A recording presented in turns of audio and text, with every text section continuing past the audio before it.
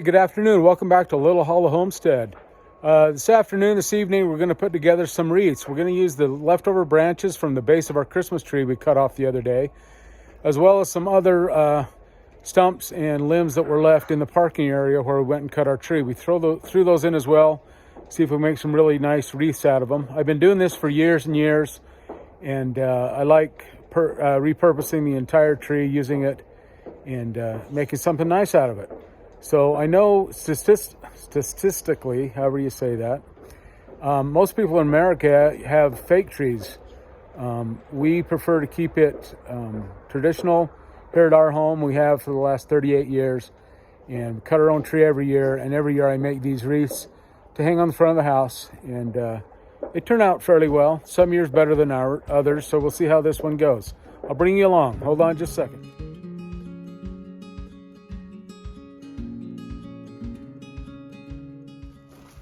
Okay, so first thing you got to do is get all the branches you're going to use off of the stumps. Just do that with regular pruning shears. These are a couple of stumps that someone left for us. The big pile here are the ones off of our tree. So that was the base of our tree. Like I explained on our Christmas tree cutting video, we always think we're not cutting enough off in the tree, but you can see we got a good 3.5 feet that we really didn't need, which kind of spurred the beginning of making the wreaths out of these extra limbs, because I always had extra limbs left over. But we like to use everything. All these stumps we'll take and we'll let them dry. We'll chop them up, use them for firewood, so we can at least get something out of them. But yeah, this is the process. Even these little branches, as you see, will come in handy when we start to create the wreaths.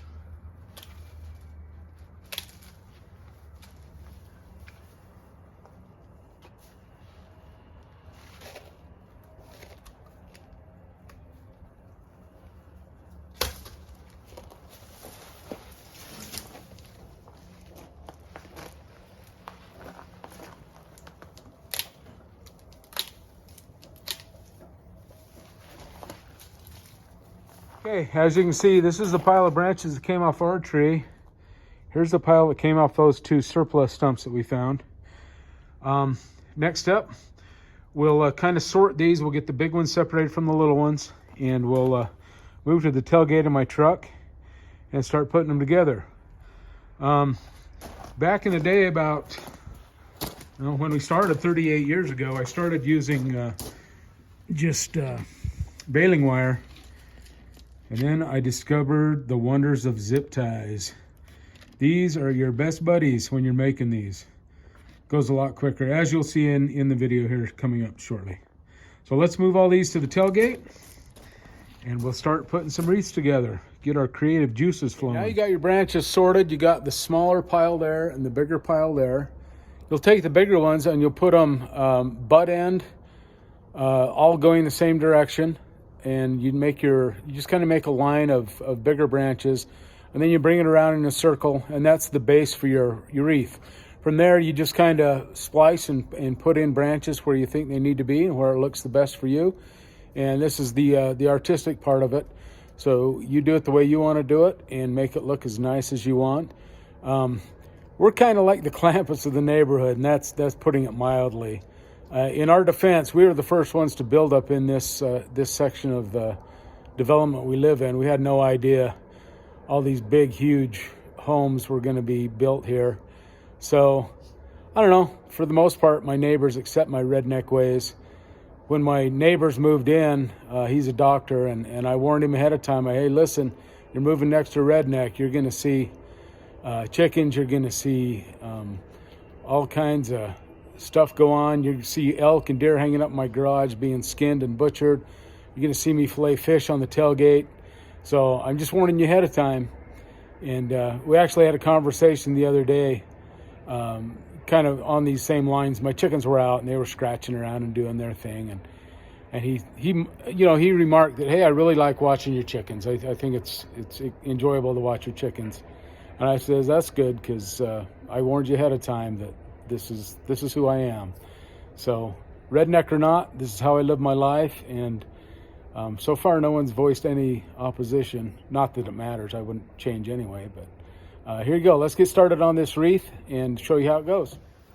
So back to my earlier statement, when I warned everyone I was a redneck, you know, people think redneck's a derogatory term. That's a compliment in my world, so I'm good with it. So when you start making your wreaths, you don't want to have a lot of just big stocky material at the end. So cut off until it starts to fill out a little bit.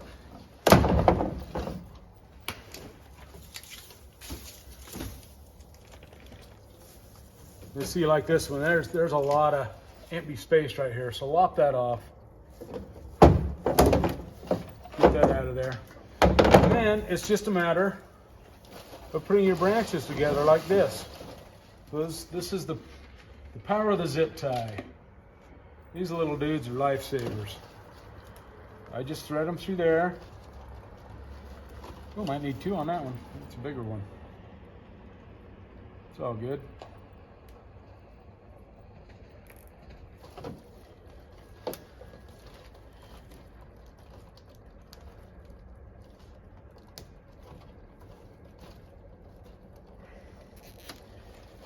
There you go, nice and tight, and then you want to overlap fairly decently, you know, probably a foot or so. Last thing you want to do is when you put your wreath up, is for it to go like that and have these little peaks in it. You want it to be nice and rounders, you know, as round as you want it. It's your wreath. You make it the way you want it. Like I said before, if people don't like it, go look at my house. This is the way I'm doing it. So you just kind of decide how long you want your wreath to be. Oh, that's the wrong pile. There's the right pile. Decide how long you want your wreath to be. And just make you a straight line of heavier branches, just like this. So zip tied together. I'm going to do the same thing. I don't know. We'll see what we decide for the size of our wreath this year. That's the process. I won't bore you to death with the details. But as soon as I start getting it into shape and I start adding the little branches to it to make it look nice, cover up any bare spots and make it look uniform, I'll catch you back up at that point. So stick around. For you, it'll be instantaneous. For me, it'll be about a half hour. So talk to you in just a minute. Well, since I'm kind of stuck on the object of being redneck, if you saw my little camera system here, I've got a selfie stick duct taped to the side of my truck holding the camera up. So I hope you guys don't fall. But here you go. So now you can see you have your basic round shape. Pretty round. Now's the time you can take your little hand pruners, pop off anything like these old underdeveloped pine cones. Now you can just kind of start sticking your branches in. You just kind of weave them in as best you can.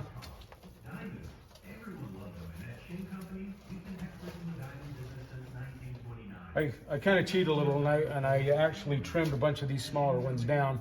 Again, you get off the stumpy part that doesn't have any branches on it, any green on it. And then you just kind of work your way around the wreath. I like to have a lot of branches sticking out around it. There again, you do it the way you want to do it. The older I get, the more that philosophy rings true to me. Just turned 60 on Monday, and that was a tough one, man. 60's old. But anyway, now, so like this one, where you don't have a lot holding this one in, grab yourself another zip tie or two, and zip tie that little dude in there. Where'd he go? Oh, there he is. Just zip tie that little dude right in there. When you're done, if you got any zip ties that are visible, you can always put a branch in there to cover it up. Just a little sprig of something to cover it up, and then you can, holy cow.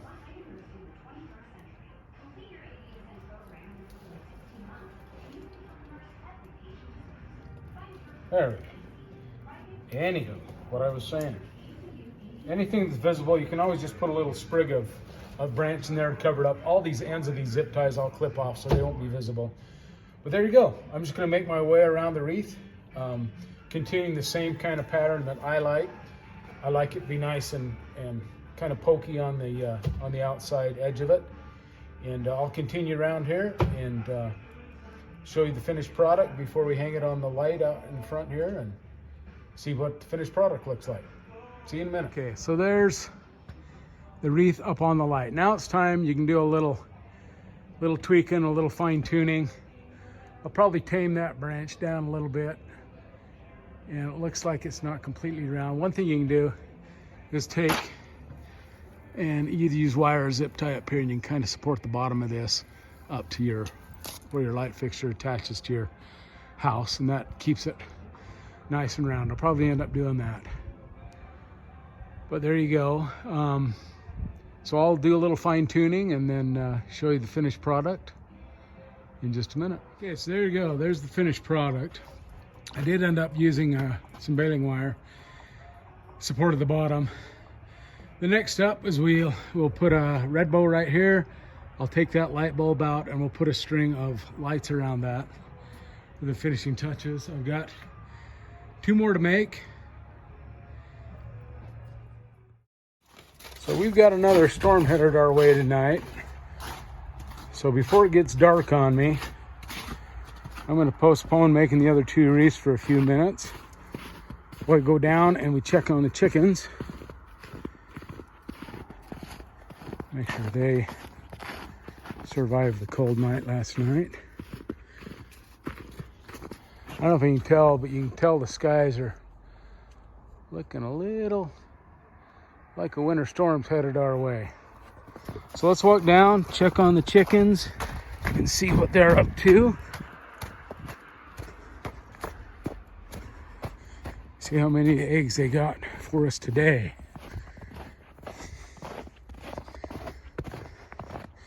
Well, the deer didn't come bother the pumpkins. There's the fermented feed they've been going after pretty hard, it looks like.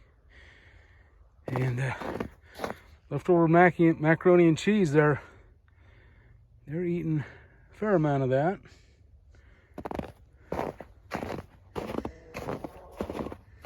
Hey girls, you in bed already? Oh yeah. Oh, there's the girl. Hello. You guys are sleeping already? Okay. Good night, girls. I'm gonna steal your eggs. Nest box number 1. Uh-oh, nothing. Oh, here we go. Everybody decided to lay in this one today. 4 eggs, that's about what we've been averaging ever since it started getting dark earlier. So, 4 eggs, man, that's pretty good for this time of year. We'll definitely take it and enjoy them. Okay, the girls are happy for tonight. We're gonna shut their gate.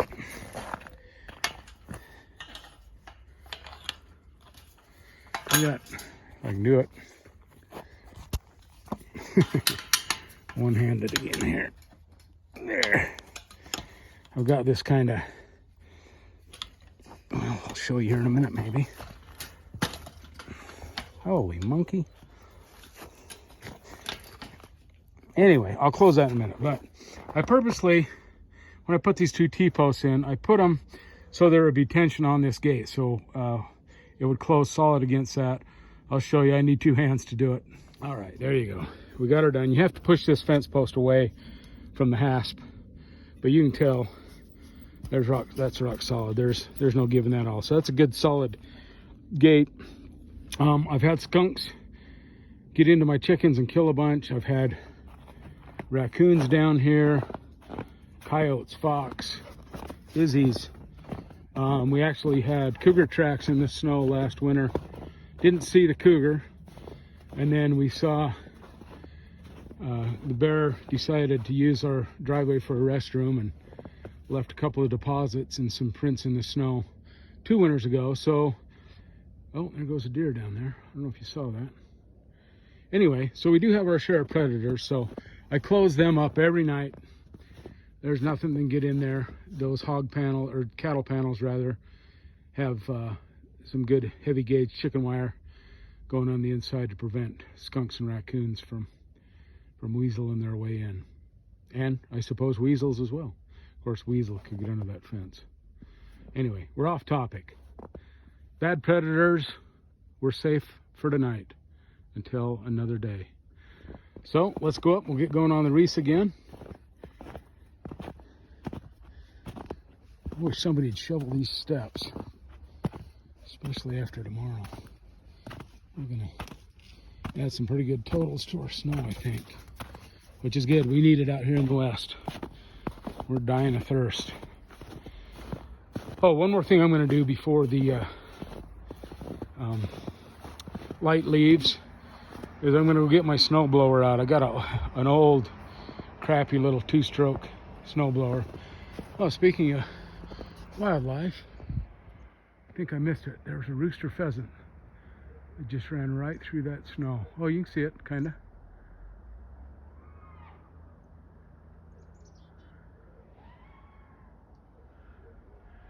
Looks like somebody's flying a drone.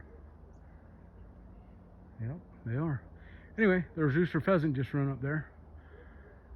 Pheasants and quail. Got a little bit of everything that uses this hollow. It's a nice little safe haven for them. So okay, let's go get snowblower out before we lose the light. Here's my bird feeder. It's that time of year with the snow on the ground. The wild birds have a hard time finding food.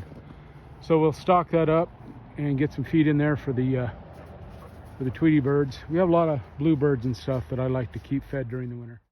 I figure since I'm kind of rambling today, kind of got a bit of an attitude, I'll take you on my walk over to the shed and we'll see how our Buddhas are doing out in the front garden. Looks like our turtle of many colors is doing okay. The pagoda's good. My golden Buddha looks a little chilly. That dude's taking a nap in the snow.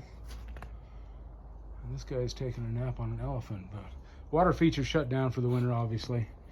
Don't want that to freeze and burst my pump or my supply lines. Anywho, let's go over to the shed and see if we can find our snowblower.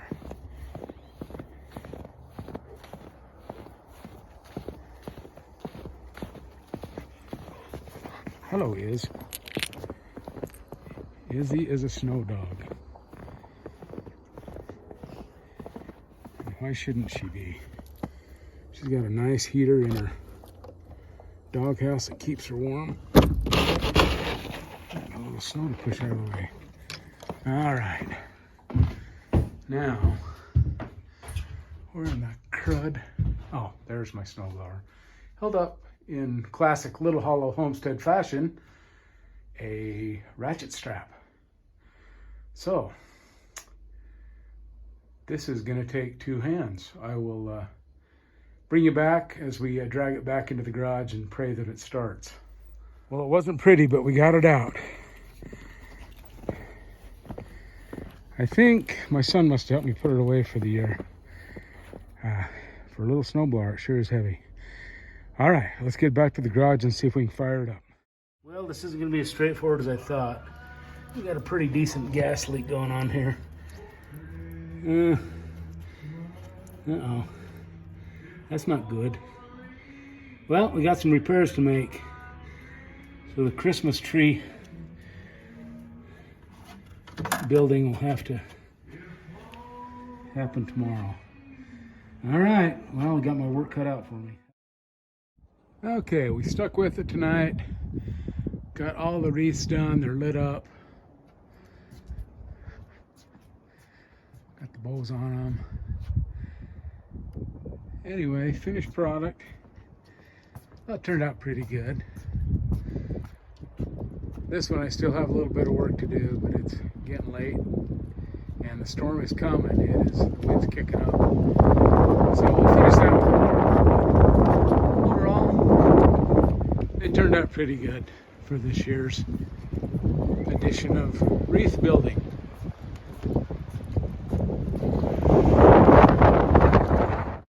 All right, well, I kind of went on a little bit of a rant tonight. Apologize for that.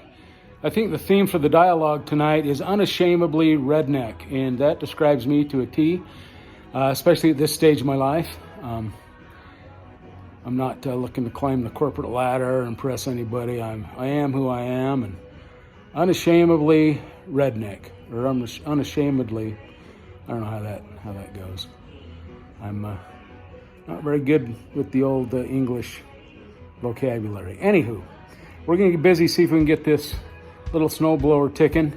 And thanks for stopping by Little Hollow Homestead tonight. If you like what you saw, if it was entertaining, give me a thumbs up, subscribe if you'd like, and we'll catch you in the next one. Have a good night.